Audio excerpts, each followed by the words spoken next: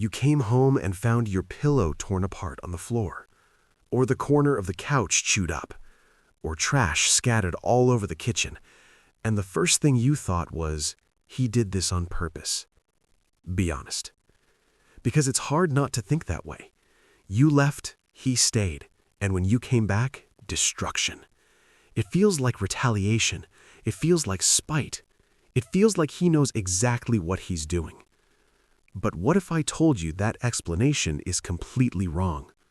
Not partially, completely. What's happening when your dog destroys things has nothing to do with malice, stubbornness, or lack of respect. It has to do with chemistry, with neurology, with an internal system that has gone into collapse and that you, without realizing it, have the power to regulate. In this video, I'm going to show you 7 reasons why physical exercise reduces or eliminates destructive behavior in dogs. Not in a vague way, in a specific way, with what's happening inside your dog's brain and body at each stage. Each point will slightly change how you see that moment of destruction. But I'm saving the 7th for the end, because the 7th isn't about neurology. It's about what your dog has been trying to tell you for months, and what most owners never stop to listen to. If you have a dog that destroys things, stay until the end. This changes everything. Have you ever stopped to think about what's happening inside your dog before he destroys something? Your dog isn't being bad. He's asking for help. Destructive behavior doesn't start at the moment your dog tears up the couch. It starts much earlier. It starts with anxiety. When a dog is left alone, or when he's in an environment with insufficient stimulation, his body goes into alert mode. The sympathetic nervous system, the same system that prepares any mammal to fight or flee, kicks in.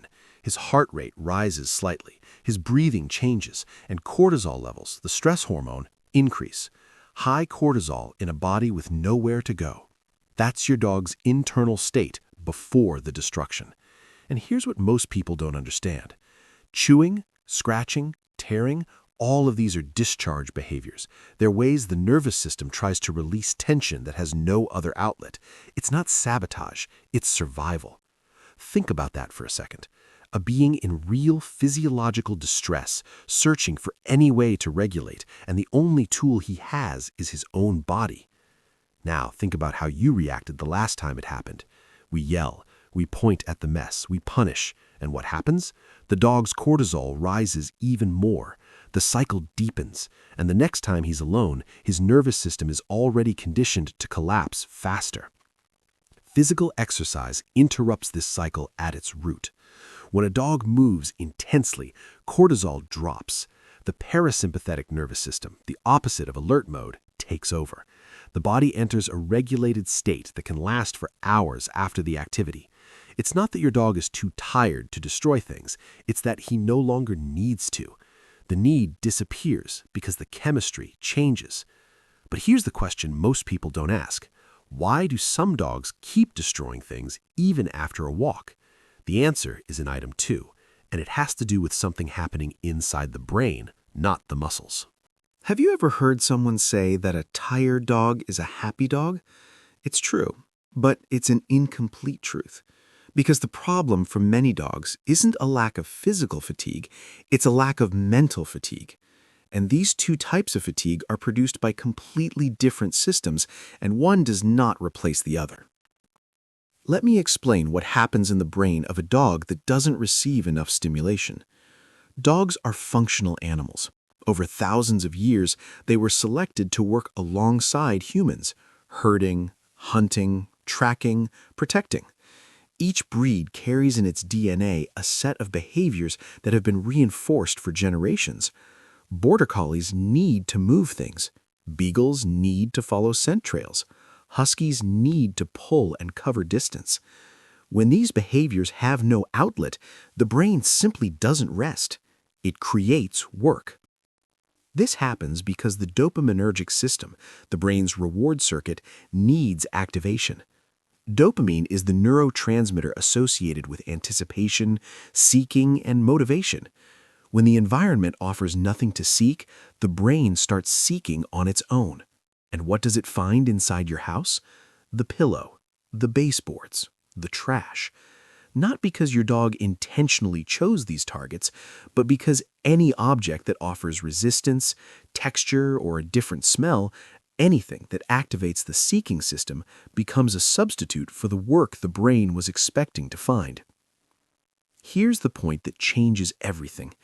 A 30-minute walk tires the body, but it doesn't necessarily tire the brain. A dog that spent 30 minutes outside pulling on the leash without sniffing, without exploring, without making decisions, that dog comes back home with tired muscles and a brain still boiling with energy. The kind of exercise that truly reduces destructive behavior isn't just movement, it's movement with mental content. Free sniffing, exploring new routes, playing search games, working for food, anything that allows the seeking system to complete a full cycle from desire to reward.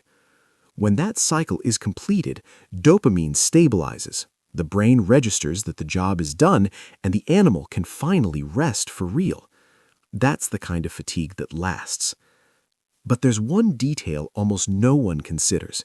The timing of this exercise matters as much as the exercise itself. There's a specific window in your dog's day when the nervous system is at peak activation, and if you miss that window, the exercise becomes less effective than it could be. That's item 3, and that's where most owners go wrong without even realizing it.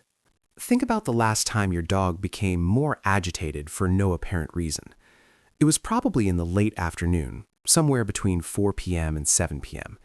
That's not a coincidence. Dogs are crepuscular animals, a technical way of saying they have natural peaks of activity at dawn and dusk. This is embedded in their circadian rhythm, the internal biological clock that regulates sleep, hunger, body temperature, and energy levels throughout the day. The canine circadian rhythm has been shaped by tens of thousands of years of evolution. During these periods, the dog's body releases hormones that increase alertness, readiness to move, and sensitivity to environmental stimuli.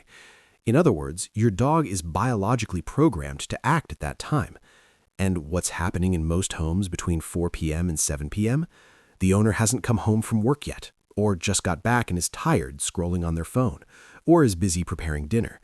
Meanwhile, the dog is at peak activation, with nowhere to direct that energy. You already know what happens next. Now here's what science shows. When exercise happens before or during this activation peak, the nervous system is able to complete its cycle naturally. Energy rises, finds an outlet, and then falls, exactly as it was designed to do. When exercise happens outside this window, for example only early in the morning, the body spends the entire day accumulating tension until the next peak, and if that peak has no outlet, the nervous system improvises. I'm not saying morning walks are useless. I'm saying that a second activity session in the late afternoon, even if it's short, even if it's just 10 minutes of intense play in the yard, can completely change your dog's behavior during this critical window. The crepuscular window is when your dog needs you the most, and it's exactly when most owners are least available. This isn't about blame, it's about routine, and it's something that can be adjusted, with immediate impact. If this kind of information makes sense to you, consider subscribing to the channel. We post every week to help dog owners understand what their animals are trying to communicate before the behavior turns into a bigger problem. Because the next item goes deeper than timing and routine. It's about what happens between you and your dog when you move together, and why that movement has an effect that no toy, no special food, and no isolated training can replicate. Have you ever noticed that after a long walk with your dog, he feels different? Not just calm, different, more present, more connected. He lies down near you, looks at you in a specific way. It feels like something between you has softened. That's not your imagination. There's a real hormonal mechanism happening on both ends of the leash. Researchers at Azabu University in Japan published a study that became well known in the field of ethology, the science of animal behavior. They measured oxytocin levels in dogs and their owners before and after shared physical interactions, including walks and play. Oxytocin is the bonding hormone, the same one released between mother and child, between partners, between close friends in moments of genuine connection. The results were clear. When dogs and their owners move together, oxytocin levels rise in both, and that increase is proportional to the level of synchrony between them. The more engaged they are, the more the hormone rises. Think about what that means. When you walk your dog, really walk, fully present without your phone in your hand, you're not just burning off his energy, you're participating in a biochemical ritual of reconnection. You're saying in a language his nervous system understands before any words, "I'm here, I see you, you matter." And destructive behavior, in many cases, is the exact opposite of that. It's the signal of an animal that doesn't feel seen, one that is trying to create a situation where you're finally forced to stop and engage with him, even if it's through frustration. Think about it for a second. A dog that destroys something and receives attention, even negative attention, learns that destruction works to create contact. Shared exercise offers the same contact, but in a way that regulates instead of dysregulates. You address both the symptom and the cause at the same time. But here's where it gets more interesting. Not every type of exercise produces this effect. There's a huge difference between a dog running alone in the yard and a dog doing something with you, even if it's simple. The element that triggers oxytocin isn't just movement, it's shared presence. And there's a specific type of exercise that amplifies this effect more than any other. That's what I'll explain in the next item, and it's where most people realize they've only been solving half the problem. Have you ever taken your dog out for a 40-minute run, come back home expecting him to settle down, and he ended up even more agitated than before? If that's happened, you're not crazy. And it's not that exercise didn't work, it's that you used the wrong type. There's a fundamental distinction in animal behavior science between two types of fatigue: physical fatigue and cognitive fatigue. Physical fatigue is what happens when muscles work, the heart rate rises, and the body burns energy. It's real, it's necessary, but it has a limited effect on behavior. Cognitive fatigue is different. It happens when the brain makes decisions, processes sensory information, solves problems, anticipates, and reacts. It's the kind of tiredness a dog feels after sniffing a new trail for 20 minutes, not after running in a straight line for an hour. And here's what studies on environmental enrichment show. Cognitive fatigue is 2 to 3 times more effective than physical fatigue alone in reducing anxious and destructive behaviors. 2 to 3 times. That completely changes the equation. A dog that freely sniffs for 20 minutes, without being pulled by the leash, without following a fixed route, without rushing, processes an amount of sensory information equivalent to hours of running in terms of behavioral impact. A dog's sense of smell can have up to 300 million receptors, compared to about 6 million in humans. When that system is truly engaged, the entire brain enters a deep processing state. And after deep processing comes deep rest. The most powerful exercises are those that combine both types of fatigue: search and scent work, simple obstacle circuits, games that require anticipation, feeding through puzzles before or after physical activity. It doesn't need to be sophisticated. It needs to be engaging. A dog that has searched, sniffed, decided, and been rewarded, that dog comes home having completed a full cognitive cycle. The seeking system has gone all the way. Dopamine stabilizes.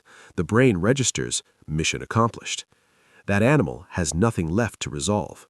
The couch is no longer an interesting option. But there's one element in this equation that most owners never consider, and that can turn exercise from a solution into a trap, if ignored. It's what happens after the exercise. It's what the owner does or doesn't do that can undo everything in a matter of minutes. Item 6 is about the cycle you've created without realizing it.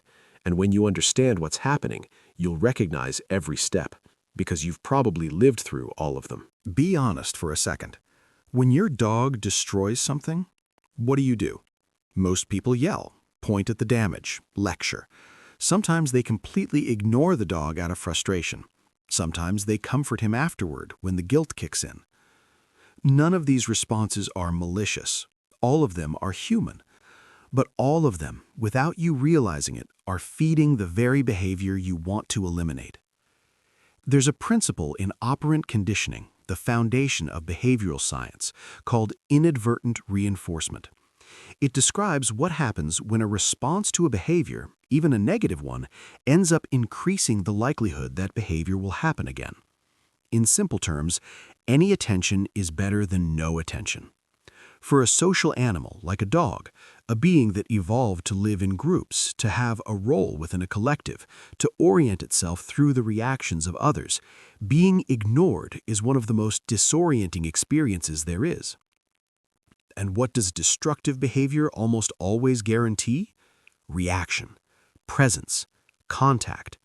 You walk through the door, see the mess, and suddenly you're completely focused on your dog, even if it's with anger. From his nervous system's perspective, that's connection. It's the opposite of the emptiness that existed before.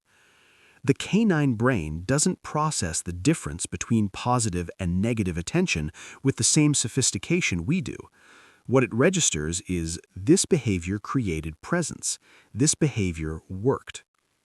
Now look at the full cycle. Dog is left alone, anxiety rises, he destroys, owner reacts, the nervous system registers that it worked, and next time the threshold for destruction is lower. Each repetition strengthens the pattern. And this is where exercise comes in, not just as a fatigue tool, but as a legitimate substitute for what the dog was trying to achieve through destruction. When you move with your dog, you provide presence proactively. You're not reacting to the problem, you're responding to the need before it becomes a problem. And your dog's brain gradually learns that presence exists outside of destruction. The destructive behavior loses its function. Not through punishment, not through force, through replacement. But there's one final layer to this story, one that goes beyond cortisol, dopamine, oxytocin, and conditioning. It has to do with what your dog is really trying to tell you when he destroys things, with what he feels when you finally understand, and with what changes between you when exercise stops being an obligation and becomes recognition. That's item 7. It's what I promised at the beginning, and it's what most owners never connect, because it seems too simple to be as deep as it really is. From the beginning of this video, I told you the 7th item would be different. It's not about neurology. It's not about protocols. It's about what's happening on the inside, on your dog's side. There's a concept in animal welfare research called behavioral agency. Agency is the ability of a being to influence its environment, to act and see that its action produced a result. Animals with agency are balanced animals. Animals without agency develop what science calls learned helplessness, a state where the being stops trying because it has learned that nothing it does makes a difference. But there's a stage in between. The stage where the animal is still trying, still believes it's possible to communicate, still hopes that someone on the other side will listen. Destructive behavior, in most cases, is that stage. It's your dog saying, with the tools he has, I need something. I'm trying to tell you, please pay attention. And when you start exercising with him consistently, when you adjust the timing, when you include sniffing, when you are truly present during that movement, something changes that goes beyond chemistry. Your dog learns that you listen, not through words, through action, through routine, through presence. Studies on canine emotional cognition show that dogs are capable of forming expectations about their owner's behavior, and that consistency in those expectations is one of the main factors in an animal's emotional stability. In other words, when you show up predictably at the moment he needs it, his nervous system learns that the world is safe. And an animal that feels the world is safe doesn't need to destroy anything to be heard. He already knows he will be heard. That's what exercise does at the deepest level. It's not just energy release, It's not just hormonal regulation. It's the daily construction of a shared language between you and a being that will never speak a word, but is communicating all the time. That moment when you pick up the leash and he goes crazy with excitement isn't about the leash. It's about what he has learned the leash means. That you will show up, that you will be present, that he matters enough for you to stop everything and just exist with him for a moment. That was never small to him. It should never be small to you. If you made it this far, it's because you truly care about your dog. And that's exactly the kind of owner this channel is for. Subscribe. We post every week to help you understand what your dog is trying to tell you before it turns into a bigger problem. And tell me in the comments, which part of this video made the most sense to you? Was it the moment you realized that destruction is actually a cry for help? Or was it the final point, about what your dog feels when you finally listen? Drop it in the comments. I read every single one.